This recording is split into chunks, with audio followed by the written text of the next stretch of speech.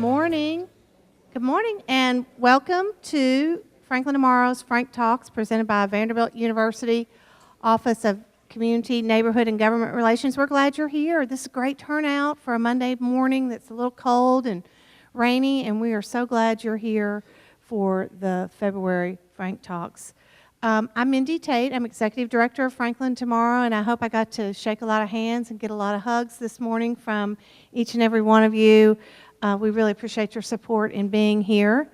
And we'll be about an hour in our program today, and we appreciate that you may have to get up and leave, or the restrooms are on the other side of the lobby here in case you need to get to that. Tim Murphy, our board chair, is unable to be here this morning. He's got a little bit of the stomach bug, and he texted me this morning and said, "Should I come or should I not?" And I said, "Oh, no. No. Nope, no way, no thank you, not going to happen." We've got Alina Bell, our vice chair and president-elect of our board of directors, here this morning.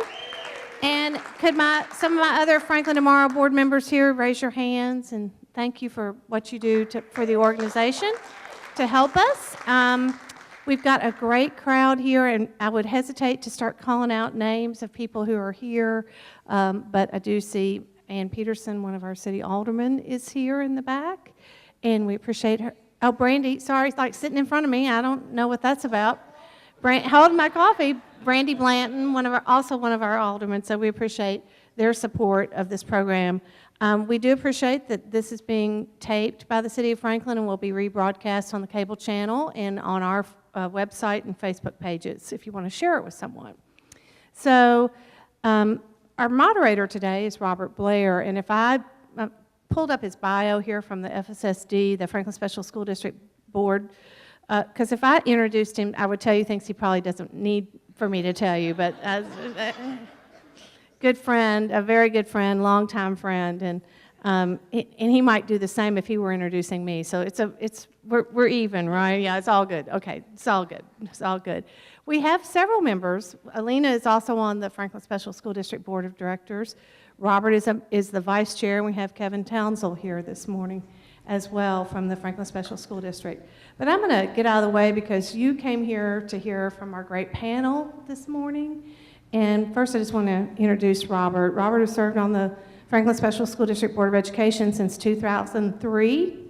And in 2016, he was named to the Tennessee School Board Association All-Tennessee School Board, an honor granted to only 5 school board members across the state. In 2011, he achieved level 5 boardmanship status, a master school board member. And if you know anything about Robert, he's busy all the time. You know, it's something every minute, but his service includes work with Leadership Franklin and Youth Leadership Franklin, My Friend's House, WAVES, Franklin Williams County Boys and Girls Club, and Franklin Tomorrow. He is Education Director at Cummings Street Church of Christ, and he has a business called B Media Communications, and he's a Franklin native, a graduate of the Franklin Special School District, and he is a strong community advocate for all of our community. And so I'm going to turn it over to Robert.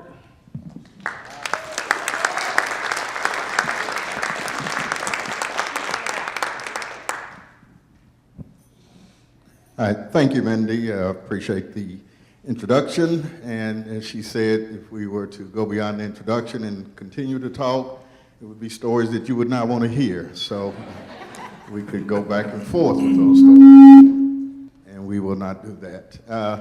As she said, thank you for coming out, Franklin Tomorrow. I personally had the pleasure of being involved with Franklin Tomorrow, actually from the inception back a while ago when the board was first started with Julian Bibb and Dick Geegan, Richard Ginn, and those guys, and even more. So I was involved then, and then some kind of way I got talked into being back again on the Franklin Tomorrow board a couple of years later. So I've actually done 2 terms, very passionate. Franklin Tomorrow, I think, is a great organization, and when they begin to do events like Frank Talks and Breakfast with the Mayors, Mindy asked if I would help from time to time and be involved, and so I was willing to do that. And so again, just thank everybody for coming out.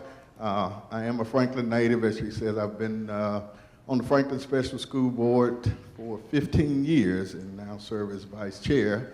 And just very proud to, as she said, serve with all the board members, but especially Ms. Bell and Mr. Townsend, who are in the audience today. So thank them for being here. We talked about doing this panel, and there were several people we could get. I mean, we could have gotten some of the people who are in the audience to come up here and be on this panel. We could have gotten a lot of different other people. Yes, Scott's still wondering why he's here. Told him he needed to balance us out. So Scott's a good friend though. But we could have got a lot of people, but we wanted to get 3 people we knew would be, who are very conscious, very tied into the community, who are very, very relative, and who have their pulse on what's going on in the community, have also been involved for many years in the community. One of the things I learned growing up and dealing with race relations and being part of growing up in Franklin in the 60s as a young child, I'll tell this story and then I'll introduce the panel, but I was interviewed one time by a newspaper reporter, and she said that, Robert Blair is a black man who does a lot for his community. He serves his community in a great way, so she read the quote back to me. And so I had to correct her and said, well, first of all, let me correct you on something. You said Robert Blair is a black man. And I said, well, what I want to explain to you is Robert Blair is a man who is black. And I said, I want you to get that right. Know that I'm a man first, a color second. I know when you look at me and you say, well, he's black. Yeah, that's true. But it goes back to Martin Luther King. I wanted her to look at not the color of my skin, but the content of my character. And I had to teach that same lesson to my young daughter, who came home one day and was telling me about, one of her best new friends was white. And I said, no, you don't have a white new best friend. You have a best new friend who is white. So I want us to look at it from that position and from that point. And so that lesson has always stuck with me, that I want us to look at color and content. I don't want us to look at it that way, but I want us to look at it as people who share a common goal, living in a great city, working together to make the best of being together in this great city. So with that, our esteemed and distinguished panel includes my good friend, Mr. Scott Rowley. And Scott and I knew each other through I worked in the Christian music business for several years, and Scott was an entertainer, a singer, songwriter. And for those 10 years, Scott Rowley, yeah, singer, songwriter Scott Rowley. He even has some album covers we should be showing. We should have some album covers for Scott. But I told him I would not do that to him. So, but during those 10 years, Scott and I knew each other, but we never really got to become the great friends we are until we started working together through some community organizations. But we would pass paths every now and then, and it was just strange that we kept in touch. And then when we got into the community and got to working together on community organizations, we become best friends as we are now. So very pleased to have Scott Rowley here with us. Next to Scott is my longtime friend, Miss Alma McLemore. And I love her to death because Alma and I grew up pretty much together. We grew up in the same neighborhood. Our families know each other. Our families played together. Her brother was one of my best friends, and so there's not enough I can say about Alma, and being involved with her, working on community organizations with Alma has always been a blessing and a pleasure. And then the gentleman next to Alma is my good friend, Pastor Hewitt Sawyers. See that smile? That's why I love him. That's why I love him.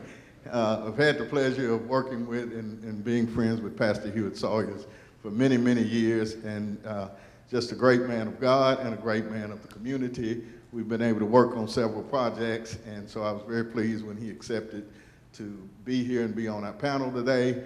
We're going to go back and we're going to let Scott start off with just kind of telling a little bit about Scott and a little bit about himself, and then we'll move to Alma, then we'll move to Pastor Sawyers, and then we've got a couple of questions for them.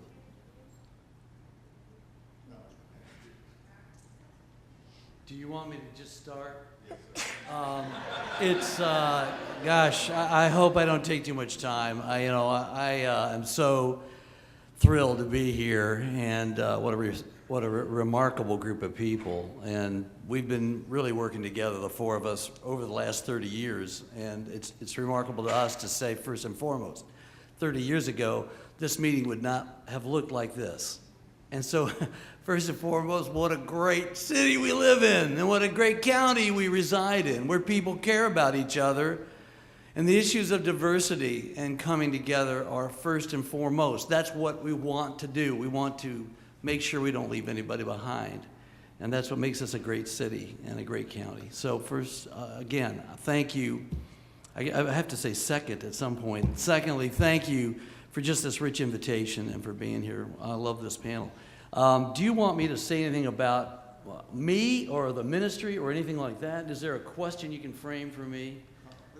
Alma introduce herself a little bit. We'll get back to you, Scott. You just hang on. Oh, this isn't all about me. No, Oh. no. We're still trying to find those album covers. You just hang gotcha. on. My name is Alma McLemore, and I'm a Franklin native, born and raised here, and just so happy to be here and so happy to see so many wonderful friends and people coming together in this community. As Scott said, I'm going to say it again, just look around, look at the numbers, look at us. We are a community of people that love one another and want to be together, regardless of our race. We want to be. So I'm grateful to be here. I was born and raised here. Grew up here as a little child, grew up in what we call now Central Franklin, on 9th Avenue where the police station is. My parents and my older sisters and brothers, they were on Boyd Mill Pike, and then they moved to Franklin before I was born, but when I was born, we started out on 9th Avenue, then we moved to Cummins Street. We all know where that is. All of these neighborhoods were African-American neighborhoods, and then from there, we moved up. We got a house, we got a project, and it was brand new, and we thought we were really excited about that. And at the time, you know, that was really nice, a brand new housing apartment, and there were so many of our community members who grew up the same way, and we turned out very well. So we, in this community where I was on 9th Avenue, I played with a little girl on West Main Street. She was a Caucasian. We played together, and we're still friends right now. But I started like working when I was 12 years old because my parents were hard workers. They were loving and caring people. I learned to care for people because my mother cared for people. She always liked to serve people. She'd have dinners on Sundays and invite people, invite the preachers, and now we go out to eat. I know, you know, I used to invite the preachers and families, but now everybody runs out to eat, so we're gonna have to get better with that. But my mother did these kind of things, and I learned about service from her. So I've been serving in the community a long, long time. I started in high school at Franklin High School. When my kids were in high school, I was working with the PTO, and I, you know, worked really hard with the PTO. And after that, people started calling and asking me to serve on different committees. I was on the Williamson County Emergency Relief Fund, and we dissolved that organization so that we could merge with GraceWorks, and I wrote that very last check for GraceWorks to GraceWorks for like $30,000, so that's pretty exciting about that. And different organizations, there are so many that I've been involved with, and I do it because I do care about the community, and I work with so many people who care as well. And we've got some people here today, Habitat for Humanity, shout out to you all, and Waves, Franklin Tomorrow, just to name a few. There are a lot of organizations that I've been involved with. But now I'm involved primarily with the African American Heritage Society. I'm a realtor by trade. I was with Middle Tennessee Electric for 38 years, and that's where I met so many people that have really impacted my life. Things have just come full circle. I met a lot of developers and builders and bankers and people who are involved in housing, and just being able to be a resource for housing and to be able to advocate for housing was one of the things that I really got interested in. And I was on the charter board of Habitat, and we built that first house, and now it's way over 200. So things did move forward with that. I can talk too much, so I'm going to stop, because you're probably going to ask some questions about the organization. Do you want to do that now or later? Let's let Pastor Sawyer say. Okay, because we will be here all day. You and so Scott, I'm hold gonna on. Stop right here. Let's let the good pastor, you know, pastor, we know what they said. 3 minutes, but we know what that means to pastors. So go ahead, sir. Go ahead. All right. right. Let me also thank you for this opportunity to come and share. I think you said talk about where you came from and that type of thing, so I'll try to stay with that. I'm also a native Williamson Countyan. I did not grow up in Franklin, but I've lived within 50 miles of Nashville all my life. I was born in the unincorporated area of College Grove, Tennessee. I grew up on a small family farm and got up every morning and milked cows and took a 10-gallon milk can to the road because we sold milk. And we took that because I had to catch a bus because I went to a segregated school. So we had to take the milk to the road and then catch a bus. After graduating from Natchez High School, which is now the Claiborne Hughes Nursing Home, I obtained a degree from Tennessee State University, and I worked for 25 years as a loan making and loan servicing officer for the United States Department of Agriculture. And then after accepting my call to the ministry, I received a theology degree. I left the government and devoted full time to ministry. But I want to back up a little bit and tell you that we do live in a great community, because even in College Grove, and I like to sometimes say downtown College Grove, my family lived in a community that was populated primarily by white families. Do you know that that community was so close-knit that I really didn't know what segregation was until almost the time that I was in college? That's the kind of neighbors that we had. So that being the case, I only had a few problems when I came to Franklin going to high school. We still have a great community that we live in. And I just like to toot the horn of Franklin, Tennessee. We have some things that we need to work on, but I think we need to recognize the things that do work and are working. Thank you, sir. Thank you, sir. Appreciate that. Scott Rowley, you're ready to go. So. I just brought a few notes. Yeah. I see you got 3 folders up here and all of this, and Okay. we're just going to ask you to talk from your heart. But Scott, we met through Mercy Children's Clinic, and some of you are familiar with Mercy Children's Clinic. Got shout outs over there for Mercy. Yeah. But there was a story about you and the late Reverend Denny Denson. Now, you were coming into this neighborhood wanting to church the black community, and the story goes that you and Denny wasn't really the best of friends when this initially started. Now, we've talked about how great Franklin is and race relations in the community. Share a little bit about how you got involved in race reconciliation, which I know is something you're very passionate about.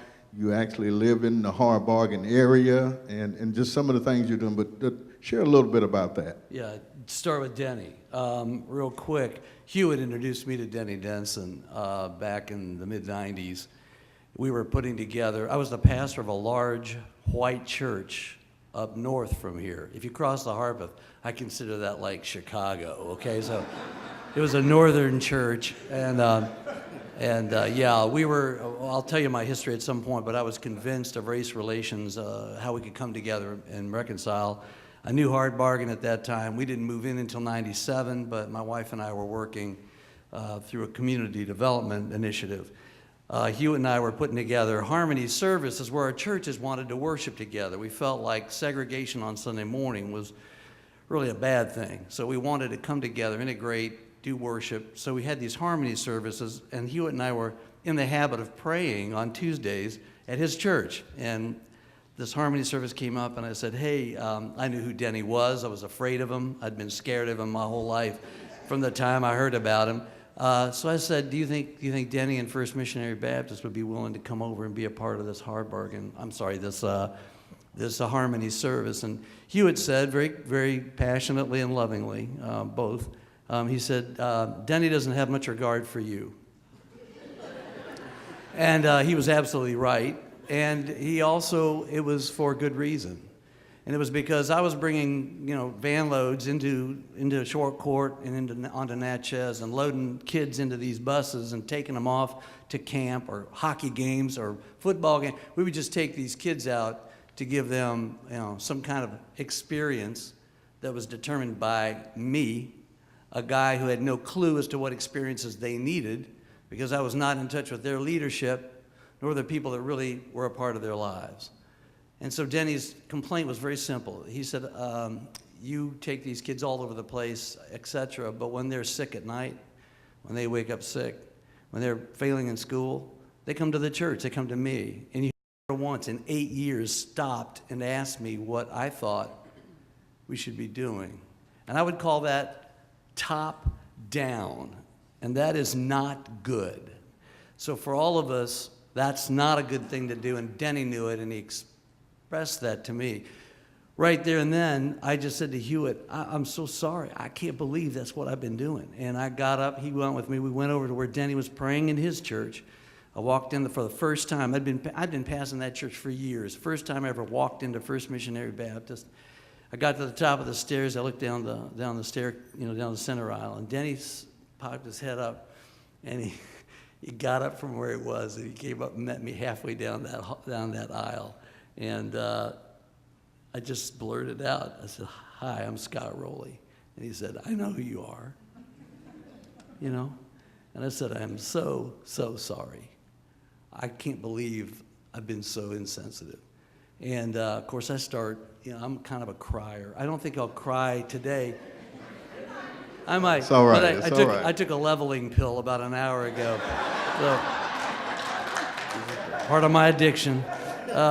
So I said, he comes up and I said, I'm so sorry I haven't communicated with you at all. And he said, I know who you are. I know where you work. He said, I could have called you. You have a phone just like I do. And what started out with a confession sort of moved into this emotional, the actual need that I had, which was to probably put my arms around somebody who I had nothing in common with. He's a South Side Chicago, former Green Beret, Black Panther. I was born and raised in Washington, D.C. I was a part of Woodlawn Country Club. Went to St. Stephen's Boys School. So we had a lot in common. And I literally spit out every confession I could, apologizing. I think I apologized for 450 years of chattel slavery. I covered every base I could cover. Repenting and apologizing, and I began to really weep uncontrollably. He threw his arms around me. We both cried together. It's kind of one of those cries where your tears kind of combine, and you just don't have these moments very often. And so for the next 16 years, Denny and I talked every day or every other day. We were able to start up a ministry with Hewitt called the Empty Hands Fellowship, which really put us in a position to build community relationships, which is really the key. But that's Denny, and he went to be with the Lord in 2008. He died of cancer, and he's alive and kicking right now more than he ever has been. I know he's causing all sorts of trouble in heaven, and that was Denny.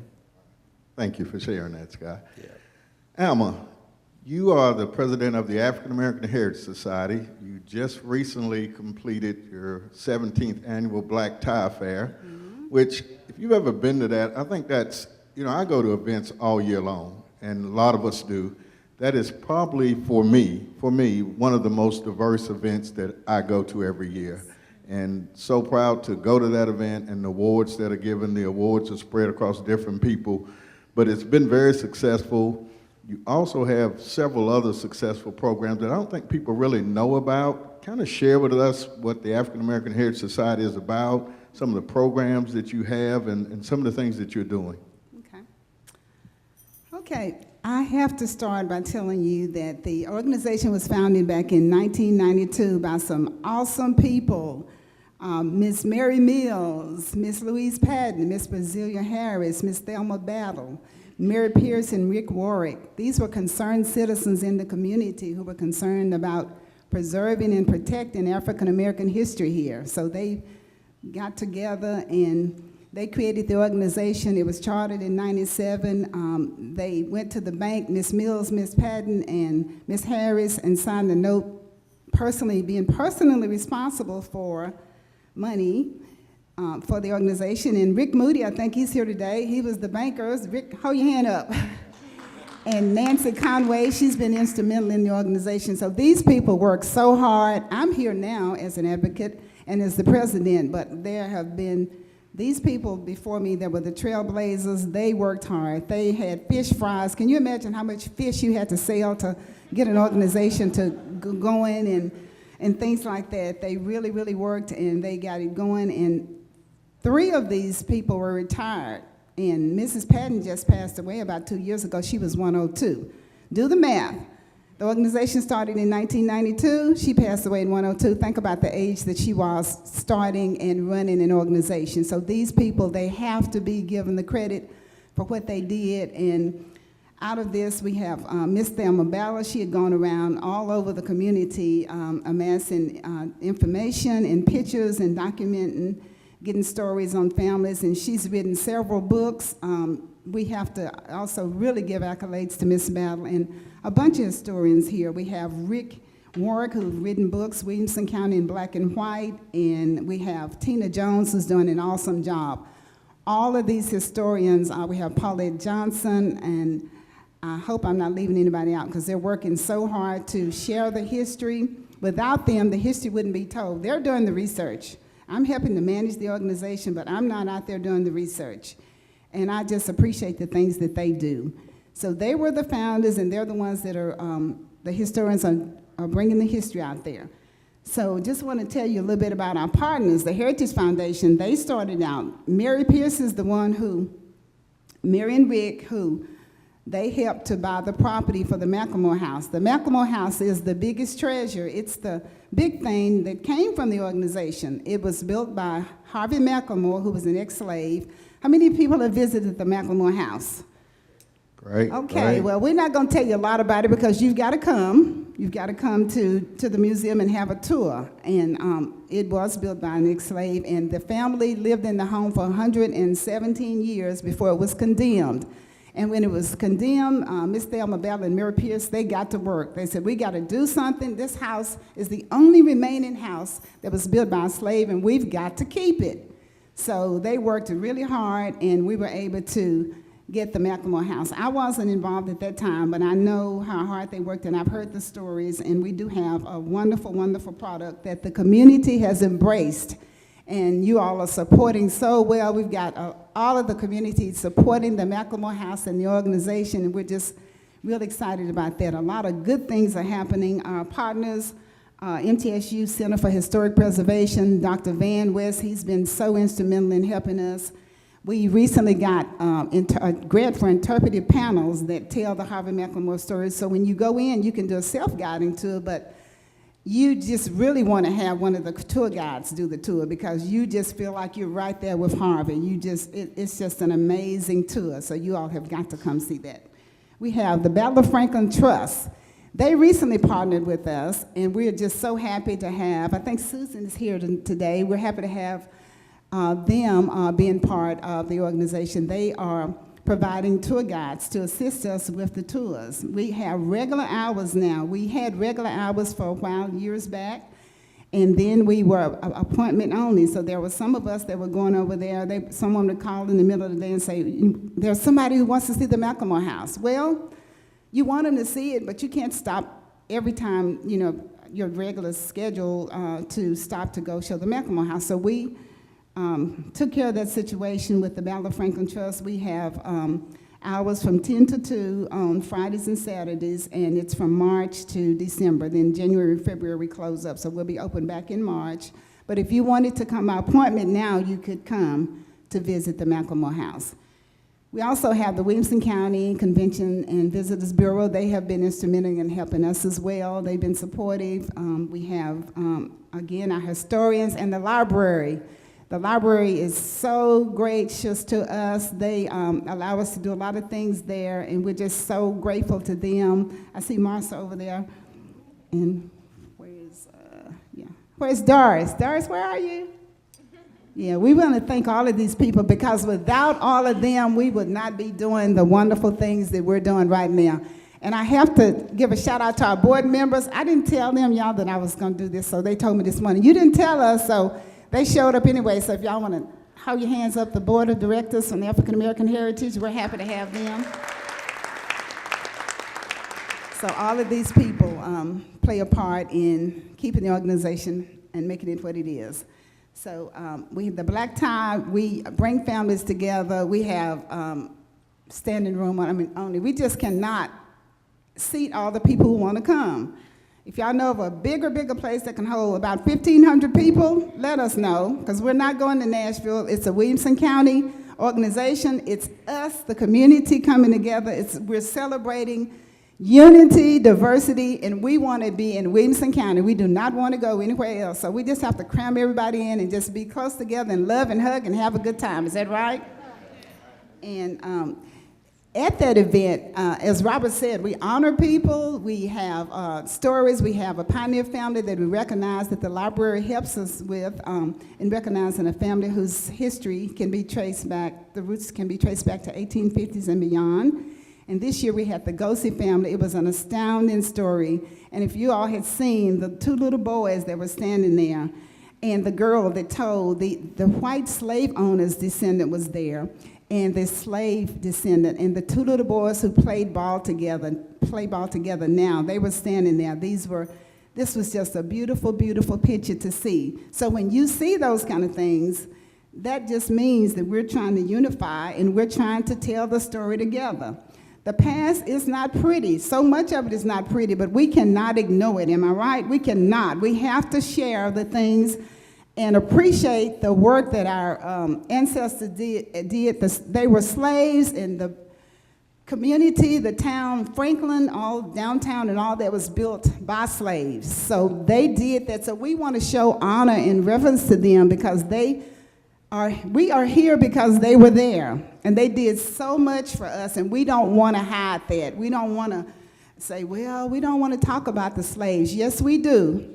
We do want to talk about them, because we want to show appreciation, and we want to work together, black, white, no matter what color we are. We want to share. We want to come together in peace and love and share our history. And the easy way to do it is just to love. That's the thing, because if I treat you like I want to be treated, and I love you how God said to love, it's not hard for me. I grew up, even when we integrated schools, I went to Franklin High School in the 11th grade. There were fights, but I never fought. I mean, some of the people can tell you my homeroom, Damon was in my homeroom. Damon's sister, Jeannie, was in my home, and we had a blast. We're all still friends. Because I guess we had love for one another. I learned from my parents and from being a Christian how you had to live and how God wants us to live. So we think it's hard. We have to we can look back, but we don't look back on things that are not good. We have to make sure we move forward on the stuff that's good and just show love, unity, and compassion for one another, and listen to one another. We are different. We have different cultures that celebrate each other's cultures. And Robert's probably going to make me shut up, but Yes. I want to... I love you, but I want to... one more thing. A lot of people tell me, where are the black people in Franklin? The numbers are dwindling. We got to figure out something on that. But a lot of people ask that question when you go downtown. My grandson went downtown this weekend, and he and his girlfriend had the best time. And usually when I go to an event, I can count the black people there, and that's so sad. We got to do African-American people. This is everybody's community. It's not one race's community. So we need to just really come together and come to each other's events and show that we love one another and learn each other's culture. So I'm quitting. okay. I was going to let you go on, but you quit on your own. So, and Alma's all right. We sometimes we're at events and we look around and, you know, to be honest with you, it's Alma McLemore, it's Juanita Patton, it's maybe one or two other people. And people used to always ask me, why are you in the paper so much? Well, they didn't have much choice. Alma wasn't there that night, Juanita wasn't there that night, so I was it. So it's just true. I mean, you're in the paper so many times. Brandon's always, come on, Robert, Brandon. So anyway, I mean, we get that, and we're constantly trying to get people involved. I remember telling Ms. Crosses and other people saying, Robert, I need you on the board. I said, no, I can't be on the board. So Alma, Juanita, and I decided that instead of us getting on more boards, we started advocating for other African Americans who we knew were qualified to be on these boards because they're there and they need to step up and be on these boards. So we would say, you know, I can't be on this board, but I've got somebody, you know, who I'll endorse to be on that board. With that, Pastor Sawyer, share a little bit about you growing up. You know, how do you see race reconciliation? You know, your church is always involved and at the forefront of doing things that you know, step out into the community, and you're not afraid to talk about race relations. And from your view as a pastor, talk a little bit about that.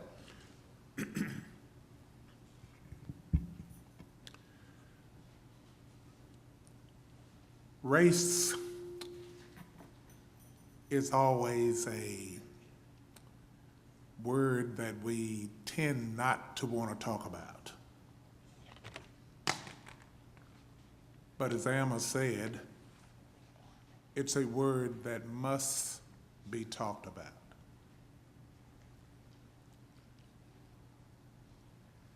It's important that we deal with it because it's not something that's going to go away. The last time I looked in the mirror, my skin color has not changed. And if you look in the mirror, your skin color is not going to change. And if you reflect on how you think, you have some thoughts that are in your mind that you're going to have to deal with because they are a product of all that you have learned and all that you have seen. That being the case, it's going to color what your behavior is. Therefore, you need to talk about what your race is. I would encourage all of us to be open with each other.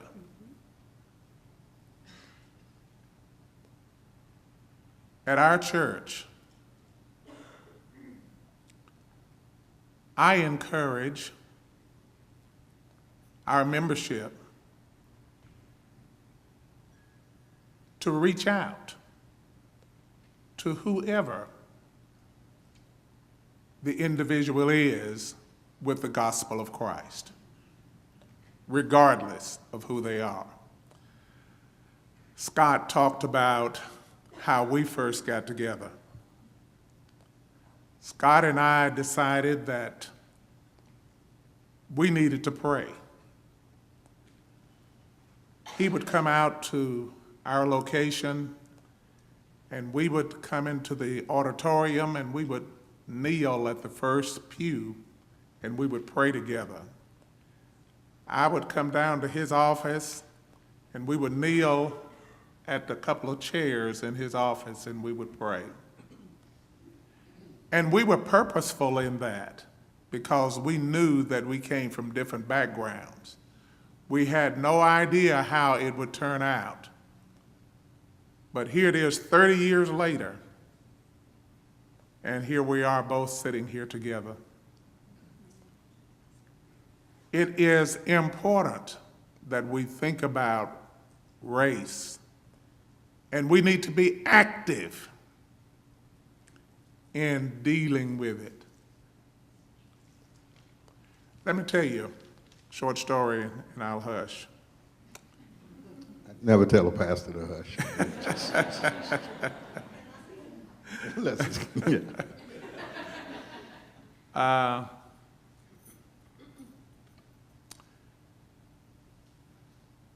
I lived in Clarksville for a while after I got out of college. Went to buy a house there. And I wanted to buy a house because I knew I was working for the federal government at that time, and I knew I was subject to move. So I wanted to make sure that I bought a house where I could have good resale at a moment's notice. So I went to the realtor, found the right house and everything where we wanted to live. We bought the house, so we got ready to move in. We went to our next door neighbors to introduce ourselves and all of this. And so the neighbors said, oh, we know who you are. And we said, oh, you do? They said, yes. They said, well, I hope you're not offended, but the realtor came to us and asked us, would we mind if a black family moved in next to us?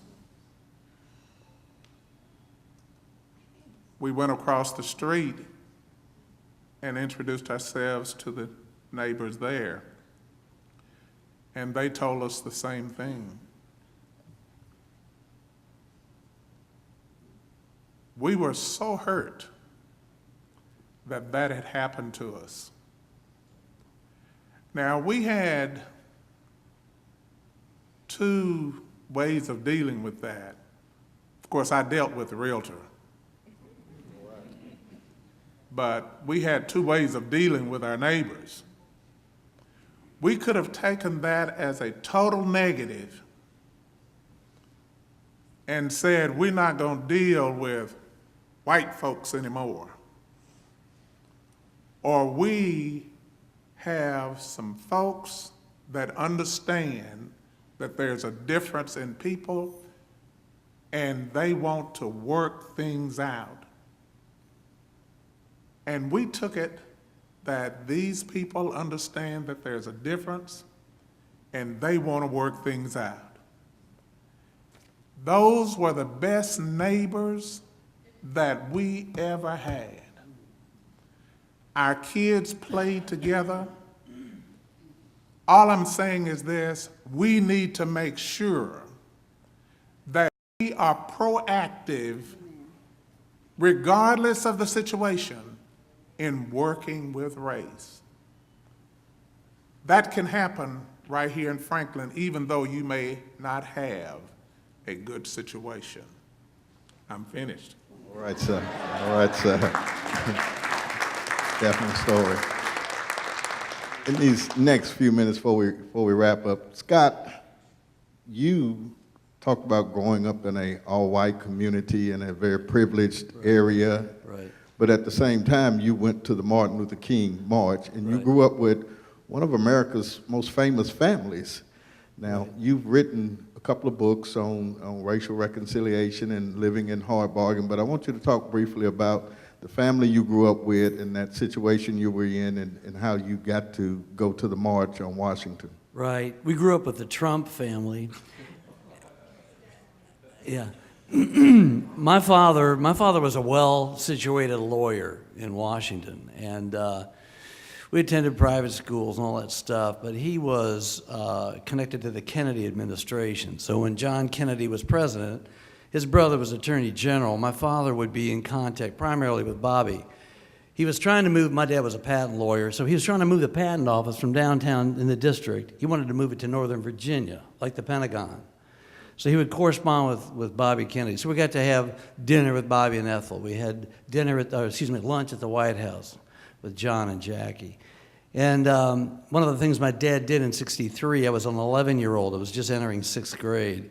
And he called my mom and had my brother and I head down to Commerce, the department where we would take the bus from Alexandria and then be dropped off. And then my dad would pick us up there. And we walked from there to Lincoln's Memorial, and there were 200,000 people who happened to be black. Really? Yeah. That's the way you do it, right? Yeah. Okay. I heard so, that. Yeah.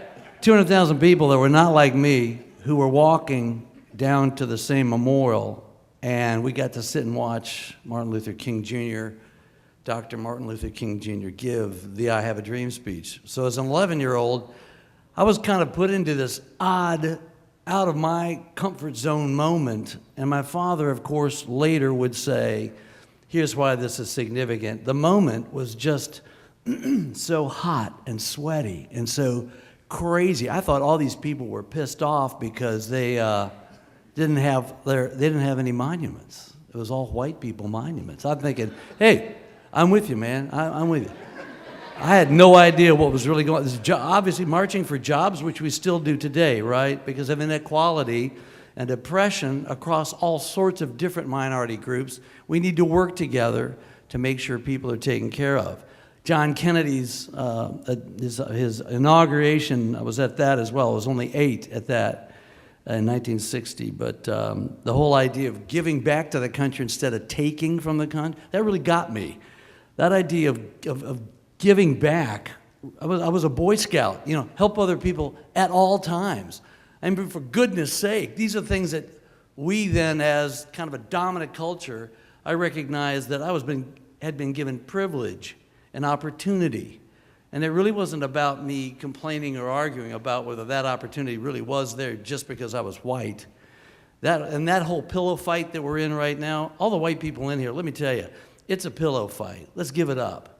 We got to recognize that we have status as white people that other people don't have. And whether you think it's true or not, it is. And I think right now we've got to sort of roll up our sleeves and say, it's not a question of if it exists. The question is, what are we going to do that it does exist? Do we use that, right? Do we use that privilege in education, healthcare, all the places that we have access? Do we use that? Do we have that ability to turn and move toward that? So that was my history growing up. My wife and I ended up adopting children as a result of this sort of steadying influence in race relations and in community development, care for the poor. Ended up adopting a couple of African-American kids. No, they were kids that happened to be black kids, and along with a couple other people. And that ended up moving us from Meadow Green, where I had a house in Meadow Green that flooded every other year. And so I moved from there in 1997 into Mr. Partey's house there on Glass Street across from Sonny Kelton, my favorite neighbor. Anyway, no, I do love our neighborhood. I love the people on Glass Street and throughout Hard Bargain. But it was because I wanted my kids to understand what it was like to be black in this culture, in this city, in this town. And they're all grown up now, and they're married and have kids. So I've got 6 African-American people in my family. It's important to me that we continue our relationship. Hewitt and Alma and Robert, we've been friends for all these years. We've got Brant, we've got all these folks that are here right now. I think I saw Riggs back there somewhere. It's so important that we build these relationships and just keep going, keep going, keep going. So that 20 years from now, 30 years from now, there won't be any distinction at all. I'm a man. He's a man. She's a woman. The gender thing, we got so far to go. We got lots to do. So I'll shut up and let you guys get out of here. But thank you for the words, the opportunity. I think Alma has a quick comment, and then Mindy, Executive Director, is going to ask a couple of questions. I just needed to acknowledge a couple of other community partners who are our neighbors in the Hard Bargain neighborhood. Brent Bousquet, Hard Bargain Association, and Franklin Community Church. They are great supporters of the African American Heritage Society, and I had them down, but I just forgot to call their names, so I just wanted y'all to know that they are supporters of our organization as well. Thank you. This is a difficult question, but it's a question we've heard a lot about, not ignoring our past and but being able to talk about it. And other towns have seen unrest in recent years between facets of their communities, but there seems to be a calm or a sense of respect that exists in Franklin. I'd first like to ask you, is that my eyes seeing that, and do you see that as well? And how can we continue to improve relations between our races and nationalities in our local community? It's each of you or any of you willing to answer that about calm and our respect. Yeah, I think sitting in my seat, I'm going to listen to her real quick. I think that there is a calm here. I think the overt racism that we see in so many places is not really showing up here, other than when times when guys drive trucks with battle flags and that kind of stuff, and it's sort of offensive, in-your-face stuff. We have a great chief of police. Ms. Faulkner is terrific. I think she's handling that. I think we got a lot of work to do within the forces. At the same time, I do think there's a calm. I think there is a covert racism, a silent, kind of quiet, subtle Southern racism that still exists. It shows up on occasion. It shows up in my family. It shows up on our street. So I believe as an observer, I have to say, yes, there's a calm. But you know what? Those calms can change very quickly. So if we're not diligent and careful and intentional, as Pastor has said and my sister have said, then it can flip pretty quickly. Agree with Scott. I think with the organizations that I'm involved with, I believe that the relationships are great and we work together. I think there's a genuine concern, because if it wasn't, we wouldn't be doing the things that we're doing and wouldn't be as successful as we are, because people have busy schedules, people have lots of things, they have their families, but to take the time to give of their time and themselves to move an organization forward and to work together in unity, I think that's a sign of us in Williamson County and Franklin just having a really good rapport as far as relationships are concerned. But there are some areas, as Pastor said, that we need to really work on, and we just each individually need to be conscious as we deal with one another. Just know that you're a child of God and you want to be the best that you can be, and you want to show that person love and respect. And if you do that, then treat them like they want to be treated, and just know that if somebody says something, a hate statement or something to you, whether you're black or white, just tell them, stop right there. Just do that. If you sit there and you listen to that, that means you're willing to hear it. If you're not supporting that, you are not going to hear it. So just create an avenue to say, no, I'm not part of that. Thank you. Good. Amen. I agree with both of them, and Alma illustrated exactly what I was going to say. I think that we need to be aware that there is an undercurrent of some problems with race in this area, but I think it needs the way we deal with it needs to be through faith-based, a faith-based approach, and Alma just preached it. That's great. That's it. Reverend Saunders, I wanted to ask you briefly, and you all can respond. You were a longtime member of the Franklin Housing Authority, Yes. and you saw that organization through some changing times. But how has that shaped your outlook on life in Franklin and the work that you do and others can reply to the need for sustainable and attainable and affordable, decent housing? So just how did that shape your outlook on life in Franklin?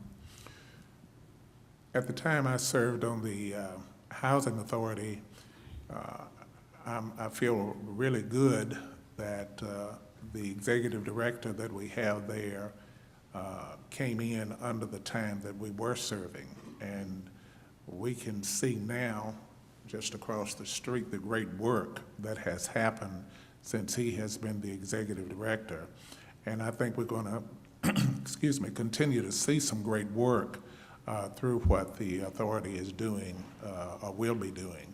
Now, I look at what's happening with the Housing Commission that's set up by the city. And the commission, I think, has some really good things that they're setting up in terms of their goals. I don't know that their goals are going to get a whole lot accomplished quickly, because I think we as the public or voters are going to have to kind of hold some of our state electors responsible for the way they vote.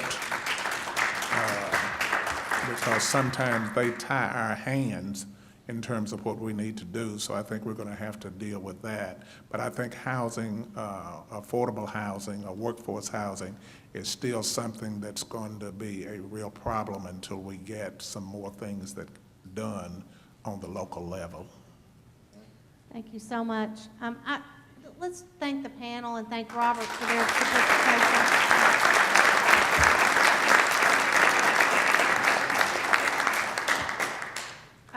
Reverend Sawyer, what church do you pastor? West Harpeth. Primitive Baptist. Thank you so much. When you go out today, say hi to somebody. Don't be afraid to be civil in our community. Let's try that. Let's try that as a first step.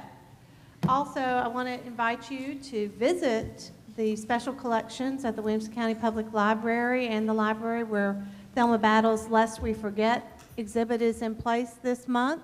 Also visit the county archives. Tina is here and some other people have done some great work that's being exhibited and influencing what's being done at the archives, at the county archives, which is at 5 Points, the old library for many of you. Frank Talks is always held on the second Monday of the month at various locations across the community. Again, we thank Vanderbilt University Office of Community, Neighborhood, and Government Relations as our partner, and we thank the Williamson County Parks and Recreation and Enrichment Center for hosting us this month. Our second Monday in March, I think, is March 12th. I think it's the same month, same day. We're going to be at City Hall, and we'll be hosting our City Hall on Wheels presentation with City Manager Eric Stuckey, Franklin Mayor Ken Moore, and they'll be talking about topical issues and things that are coming up. We are so excited to be partnering this year on topics like this, but also on future topics include civility in our community, the needs of other sectors of our community, and we hope that you will stay involved and engaged in the community through Franklin Tomorrow, through attending city meetings. There's one this Thursday at 5 to 7 at City Hall on the Hill property. It's a public meeting on what should be done with the Hill property, which those of you who don't know what that is, it's on Hillsborough Road, next to the Sonic, and next to the Toussaint Louverture Cemetery as well.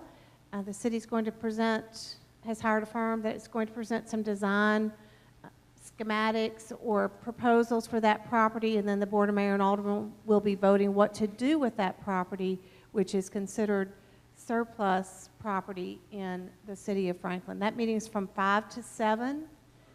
Open house style meeting. You don't have to be there the whole time, and you'll be able to see the plan. It's in the City Hall training room, which is on the Church Street side, or where you used to take your lawnmower to Sears to get it repaired if you're from here from a long time. I always think about that. I'm sitting at the service desk when I'm in that room. Again, thank you so much for being here, and we hope you'll stay involved. And if you register today, we have your email address, and we'll add you to our mailing list. But if you did not pre-register, make sure we have your email address so we can include you on our emails. Thank you again to the panel. What a great day. Thank you.